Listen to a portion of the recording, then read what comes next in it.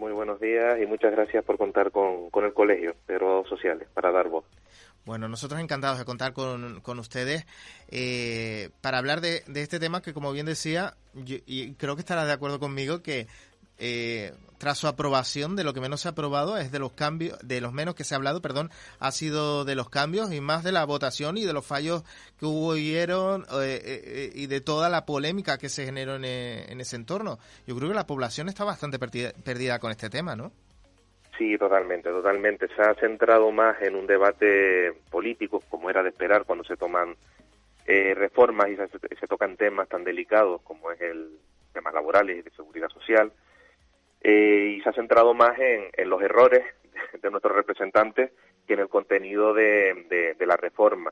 Y sí es cierto que nosotros somos, desde el Colegio de Graduados Sociales y los graduados sociales en nuestro despacho, somos un poco termómetro, tanto en empresas y trabajadores, de este desconocimiento, o más que desconocimiento, lo denominaría desconcierto que hay en cuanto a la reforma laboral. Es verdad que se ha anunciado, quizás ha habido un poco de campaña de desinformación, no sé si interesado o no, por ambos, tanto por representantes de trabajadores como representantes de empresarios, como representantes políticos, y se ha vendido en muchas ocasiones como una reforma un poco más dura de lo que realmente es, una reforma mucho más moderada de lo que se planteaba inicialmente, y tanto es así que es una reforma moderada que quizás con el lío político, como bien comentaba, se nos ha olvidado, es una reforma que obtiene un consenso social, es decir, se ha firmado y se ha acordado entre sindicatos y representantes de los empresarios. Por lo tanto, es una reforma bastante descafeinada. Cabe destacar también que a veces pues nos pasa mucho en los despachos, esto con todos los compañeros, los graduados sociales, lo hemos ya comprobado, que todavía se sigue hablando de, bueno, ¿cuándo entra en vigor? ¿Cuándo tengo que hacer esto? ¿Cuándo tengo que hacer lo otro? ¿A mí me afecta? ¿A mí no me afecta? Cabe destacar que este Real Decreto, el Real Decreto Ley 32/21, que es el que se aprueba la reforma laboral, entra en vigor el 31 de diciembre de 2021, que con el lío de la convalidación en el Congreso pues se nos pasa un poquillo desapercibido.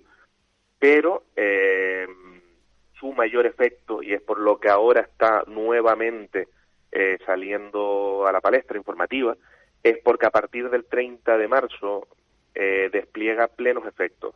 Estamos ahora en un periodo transitorio y a partir del 30 de marzo es cuando despliega esos efectos que son tan temidos por empresarios y por trabajadores por el desconocimiento que está generando. Pero ¿cuáles son estos efectos? ¿Qué es lo que va a cambiar con respecto a estos días anteriores? Perfecto. Aquí hay que destacar que estamos ahora mismo en el segundo periodo transitorio.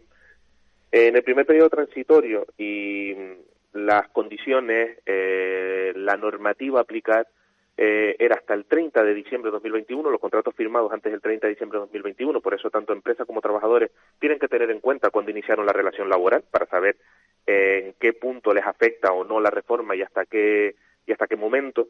Todos los contratos firmados antes del 30 de diciembre de 2021 se rigen por la normativa anterior hasta la finalización de esos contratos. Ahora estamos en ese segundo periodo transitorio en el que aún se pueden realizar contratos de obra o servicio, que es quizás una de las modificaciones más sonadas, porque como bien sabemos, al final el contrato de obra o servicio es un contrato mayoritariamente utilizado en la construcción y en estas islas aún la construcción sigue siendo un sector de vital importancia. Entonces, una de las cosas que más ha sonado, la eliminación del contrato de obra o servicio. Entonces, ahora hasta el 29 de marzo, 30 de marzo, hay un poco de discrepancia entre hasta cuándo llegaría, pero tomemos como referencia el 30 de marzo, se podrían aún hacer contratos de obra o servicio. A partir del 31 de marzo ya no se podrían realizar contratos de obra o servicio. Igualmente, en este periodo transitorio en el que estamos, se pueden seguir realizando contratos eventuales por una duración máxima de 6 meses, y ya entraría todos esos efectos de la reforma laboral a partir del 31 de marzo, en el que ya, como te comentaba anteriormente, no se pueden realizar contratos de obra o servicio, y entran unas nuevas causas en los contratos temporales. Lo más sonado, y lo que yo creo que nos suena a todos, porque es lo que más se ha repetido, la reforma lo que busca finalmente, la finalidad última, es la de llevar a que la contratación ordinaria en este país, en lugar de la contratación temporal, como ha venido siendo los mayores datos, sea una contratación indefinida. una contratación fija en la empresa. Entonces, esa reforma como tal, con todos sus efectos, tenemos que tener en cuenta que a partir del 31 de marzo es cuando despliega plenos efectos. Como puntos más relevantes, yo creo que habría que destacar, y lo que yo creo que desde el colegio también y desde los profesionales que representamos, los graduados sociales, creo que hemos visto que son los puntos que la gente más les preocupa. Los contratos temporales se podrían realizar, se pueden seguir continuando realizando contratos temporales, pero es verdad que se limitan mucho. Tienen que ser unas circunstancias muy tasadas y demostrables, porque cabe recordar que aquí se va a fiscalizar mucho más por inspección de trabajo la contratación, y hay unas nuevas herramientas de lucha contra el fraude en la contratación que ya se están utilizando y que van a detectar estas desviaciones no deseables tras la reforma laboral en las contrataciones, se van a detectar de una manera mucho más sencilla. Entonces, estas causas tasadas, que van a ser con las circunstancias de la producción con un máximo de 6 meses, o aquellas producciones dentro de la empresa, cuando son circunstancias de producción ocasional o previsible, con un máximo de 90 días o sustitución de los trabajadores, es cuando único podríamos hacer este tipo de contratos temporales. Esto va a estar mucho más controlado. Hay una de las circunstancias que, bueno, que así yo he explicado muchas veces a mis clientes, y como más sencillo se entiende, porque hay un poco, y lo he visto, incluso lo he leído en prensa, hay un poco de desconcierto en cuanto por qué hay dos plazos temporales, hay uno de 6 meses y otro de 90 días en cuanto a la posibilidad de contratos eventuales. Los 90 días que se toman como referencia, yo creo que podemos entender muy sencillo si nos situamos, por ejemplo, en un comercio textil. Ahí vemos que hay unos picos evidentes de trabajo, pues en campaña de Navidades, en rebajas y demás. Esos 90 días permitirían tener una producción ocasional y previsible, se supone que va a pasar, permitiría tener esas oscilaciones en la contratación temporal, pero más allá de eso, el contrato tipo, por simplificarlo mucho, sería el contrato indefinido. Uh-huh. Bueno, aparte de esta diferencia de contratos, ¿qué otras modificaciones hay que destacar de esta reforma laboral? Pues hay varios puntos bastante importantes y que quizás han pasado un poquito más desapercibidos. Quería destacar que se establece una penalización, una cotización adicional para los contratos que se concierten por un tiempo inferior a un mes, a 30 días, en el que la empresa va a tener que pagar un extra de cotización, a modo de penalización por concertar esos contratos temporales.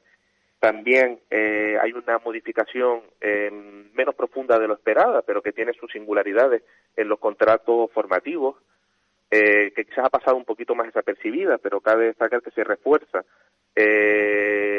la parte de la garantía laboral en los contratos formativos.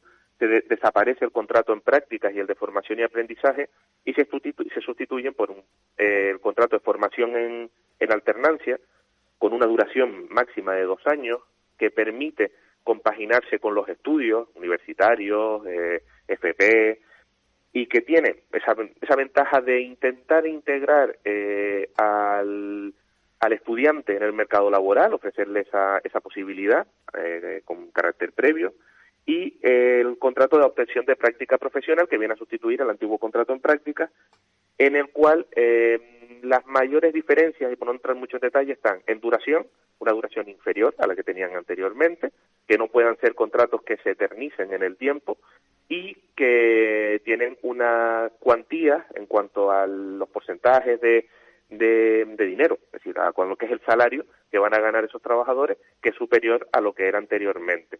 Es otra de las reformas de calado, igual que la potencialidad del contrato fijo discontinuo, que es un contrato que ya existía, es un contrato que ya se usaba, pero al que se le han establecido nuevas causalidades, nuevas causas para poder concertarlo, a modo de que sea el contrato que venga a sustituir al contrato de obra o servicio. Todo esto para ir a uno de los ejes fundamentales que, como contaba inicialmente, de esta reforma, que es el mantenimiento en el empleo y la tendencia a un empleo indefinido y fijo en la empresa. Otro de los cambios más relevantes es en cuanto a los ERTE, los tan famosos ERTE que ha sufrido la inmensa mayoría de este país durante toda la pandemia, y de las cuales los graduados sociales hemos sido gran parte de culpables, entre comillas, de que se haya cumplido con la sociedad y que se hayan cobrado los trabajadores sus prestaciones y que las empresas hayan quedado atendidas. Los ERTE se modifican en cuanto a una simplificación del proceso. Es un proceso ahora será mucho más simple en cuanto a los ERTE por causa económica, que serán los que vendrán, por desgracia, cuando pase toda esta oleada, porque eran más complejos de lo que se pretende ahora, plazos más cortos y todo tendente a evitar que las empresas despidan, a flexibilizar internamente esas posibilidades de ajustes temporales. Igualmente, otro de los puntos, yo creo que también relevante, sería modificaciones en la negociación colectiva, mucho menos de lo que se anunciaba, pero cabe destacar que se recupera la ultraactividad de los convenios, que esto, ayer mismo un cliente me decía, pero dímelo en cristiano, ¿qué significa la ultraactividad de los convenios? Básicamente es que los convenios, las condiciones que están en los convenios seguirán en vigor aun después de que termine la vigencia que estaba expresa, la vigencia expresamente firmada en el convenio. Esto básicamente, recuperar la ultraactividad, garantiza o pretende garantizar que no haya una pérdida de derechos adquiridos por parte de los trabajadores en las empresas. Igualmente, desaparece la prioridad aplicativa que tenía el convenio de empresa en cuanto a materia salarial. Esto quiere decir, la negociación en cuanto a salario se vuelve a llevar a los convenios sectoriales o superiores y se retira esa prioridad aplicativa de los convenios de empresa. Que esto, dicho así, puede parecer una reforma muy baladí, pero realmente lo que viene a hacer es que la empresa tenga menor capacidad en la negociación de los salarios que le va a pagar a los trabajadores. Uh-huh. ¿Y se quedaría entonces la negociación, En la negociación por parte de la empresa seguiría teniendo prioridad aplicativa en todas las demás materias que tenga hasta ahora en cuanto a distribución de jornada y demás, pero lo que es en materia salarial vuelve al convenio de sector.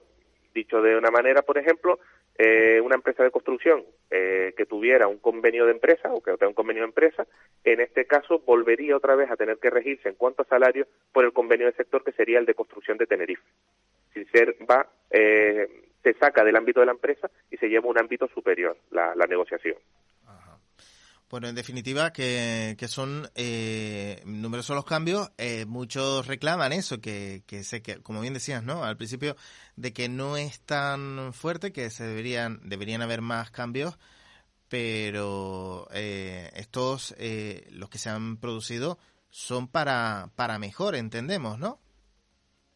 Hombre, se supone que siempre una reforma, o debería ser así, una reforma sea la que sea de cualquier materia, y sobre todo una reforma laboral, lo que pretende es una mejora tanto en las condiciones de los trabajadores como en las empresas. En este caso, habrán, por supuesto, yo creo que es una reforma que disgusta y gusta a partes iguales a empresarios y trabajadores, porque no cumple las expectativas de ninguno. Desde mi punto de vista, y yo creo que eso es relativamente bueno, porque si contenta mucho a una de las partes, posiblemente es que estuviéramos creando una desigualdad mayor. O sea, al final yo creo que es una manera también de ir mejorando condiciones, que al final es lo que yo creo que todos deseamos, incluso las empresas. Nosotros en nuestra condición de asesores de empresas y de trabajadores lo podemos ver. Yo creo que nadie lo que pretende es un empeoramiento, sino una mejoría para todos, para los trabajadores y para las empresas. O sea que la conclusión puede ser positiva en este sentido, con lo que se ha adoptado. Que podría ser mejor, cierto, ¿no? Pero que hay avances en este sentido, con esta reforma laboral, sobre todo eso, para ganar algo más de estabilidad laboral por parte del empleo que se va generando. Sí, principalmente es lo que pretende simplificar el régimen jurídico de contratos, pretende modificar la negociación colectiva, como he dicho, para dar ciertas garantías, flexibilizar las medidas internas temporales para evitar los despidos y modernizar al fin y al cabo el régimen jurídico de subcontrataciones y demás. Por lo tanto, yo creo que tendrán tantos detractores como personas que le parece que es adecuada.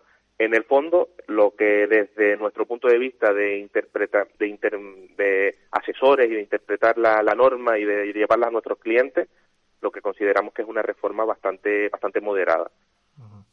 Bueno, ¿y cómo ha ido funcionando en estas semanas? Estas semanas de adaptación, como decíamos. Claro, ¿no? Estamos en un periodo transitorio, es muy difícil. Yo creo que para valorar una reforma de cualquier tipo, y mucho más una reforma laboral, tenemos que verla mínimo con un año de camino para poder valorar los efectos, porque si no sería una valoración bastante sesgada y que yo creo que no respondería a la realidad.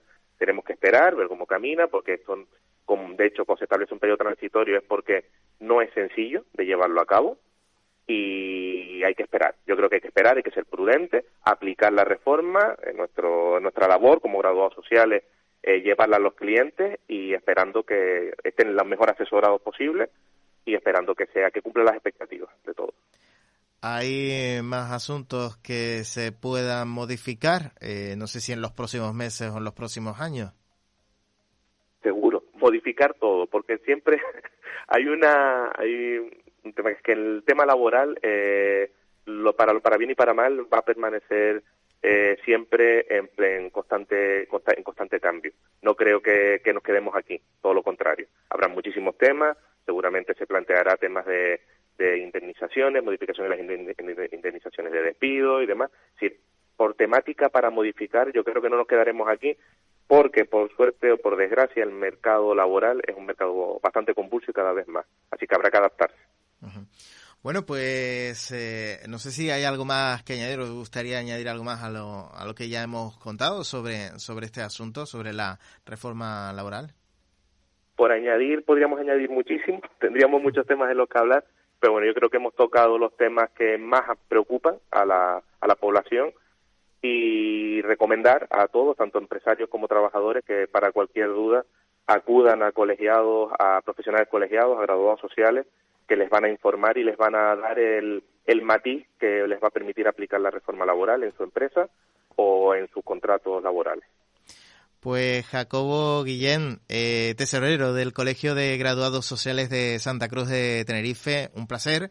Gracias por habernos atendido y por haber compartido toda esta información con nosotros, que yo creo que es también muy importante que llegue pues a los ciudadanos, también en este caso de nuestro municipio de Candelaria, a los oyentes de esta emisora. Muchísimas gracias. Perfecto. Muchísimas gracias. Y hasta la próxima. Chao. Muy bien, gracias.